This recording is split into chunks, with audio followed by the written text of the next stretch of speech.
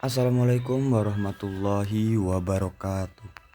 Baik, di sini kami dari kelompok 9 ingin menampilkan sebuah presentasi dengan mata kuliah Psikologi Pendidikan dengan dosen pengampu yaitu Ibu Rahmi Dwi Febriani, SPD, MPD. Baik, kami dari kelompok 9 ingin membahas tentang materi yaitu teori belajar humanistik dan penerapannya dalam pembelajaran. Di kelompok 9 terdapat 3 anggota, yaitu yang pertama Abdul Rahman dengan NIM 22073001 dan saya sendiri sebagai moderator Afandi Ahmad dengan NIM 22073004. Kemudian dengan satu lagi rekan saya yaitu Fadli Nobel dengan NIM 22076007. Baik, pada materi ini terdapat pembahasan materi. Dari pembahasan materi ini terdapat 3 pembahasan. Yang pertama yaitu pengertian belajar menurut teori belajar humanistik, dan yang kedua yaitu prinsip belajar menurut teori belajar humanistik, dan yang ketiga yaitu penerapan teori humanistik dalam pembelajaran. Baik, untuk poin pertama akan saya bacakan sendiri, yaitu pengertian belajar teori humanistik. Pengertian belajar. Teori belajar humanistik berpendapat bahwa belajar merupakan proses perubahan yang terjadi dalam diri individu sebagai hasil interaksi dengan lingkungannya. Perubahan tersebut meliputi aspek kognitif, afektif, dan psikomotor. Belajar menurut teori humanistik tidak terbatas pada penguasaan materi pelajaran saja, tetapi juga meliputi perkembangan pribadi individu secara keseluruhan. Tujuan belajar adalah untuk mengembangkan potensi diri individu secara optimal sehingga dapat mencapai aktualisasi diri. Baik, mungkin hanya itu pengertian belajar teori humanistik, dan teori selanjutnya akan disampaikan oleh rekan saya Fadli Nobel. Kepada Fadli Nobel saya persilahkan. Baiklah, di sini saya akan menjelaskan mengenai materi yang kedua, yaitu prinsip belajar teori humanistik. Ada 4 prinsip belajar menurut teori humanistik. Yang pertama itu adalah belajar adalah proses yang melibatkan seluruh pribadi individu.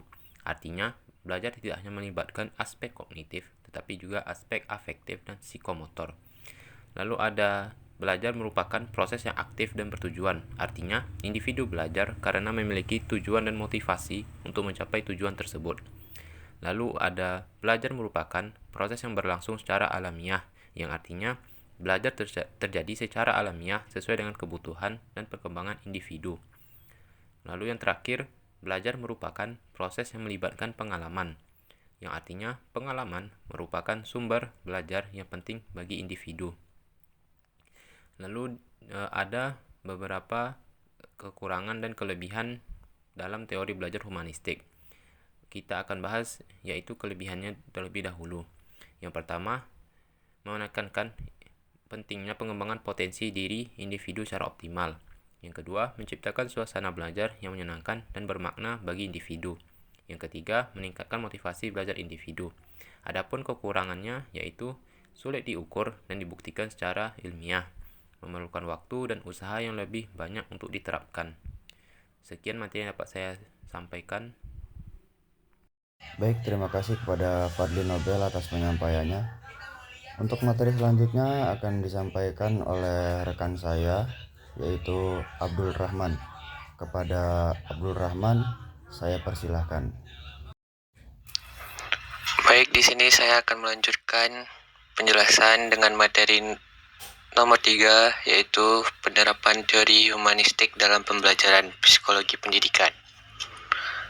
Penerapan dalam pembelajaran ada 4 poin yang harus diterapkan dalam pembelajaran, yaitu yang pertama, guru harus menciptakan lingkungan belajar yang kondusif dan menyenangkan.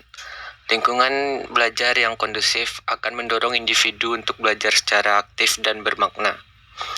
Yang kedua itu guru harus berperan sebagai fasilitator, atau guru tidak hanya mentransfer pengetahuan, tetapi juga membantu individu untuk mengembangkan potensi dirinya. Poin ketiga itu guru harus memberikan kesempatan kepada individu untuk mengekspresikan dirinya. Ekspresi diri merupakan salah satu cara untuk mengembangkan potensi diri. Yang keempat, guru harus menghargai perbedaan individu. Setiap individu memiliki potensi dan kemampuan yang berbeda-beda. Kesimpulan dari materi 1, 2, dan 3 yaitu teori belajar humanistik adalah merupakan teori belajar yang menekankan pentingnya pengembangan potensi diri individu secara optimal. Kedua itu penerapan teori humanistik adalah dalam pembelajaran dapat membantu individu untuk belajar secara aktif, bermakna, dan menyenangkan. Baik, sekian dari saya. Terima kasih. Baik, terima kasih kepada saudara Abdul Rahman atas penyampaiannya. Baik, mungkin penyampaian dari Abdul Rahman merupakan penyampaian penutup dari kelompok kami. Mungkin hanya itu yang dapat kelompok kami sampaikan. Kurang dan lebihnya kami mohon maaf yang sebesar-besarnya. Saya akhiri, wabillahi taufiq wal hidayah. Assalamualaikum warahmatullahi wabarakatuh.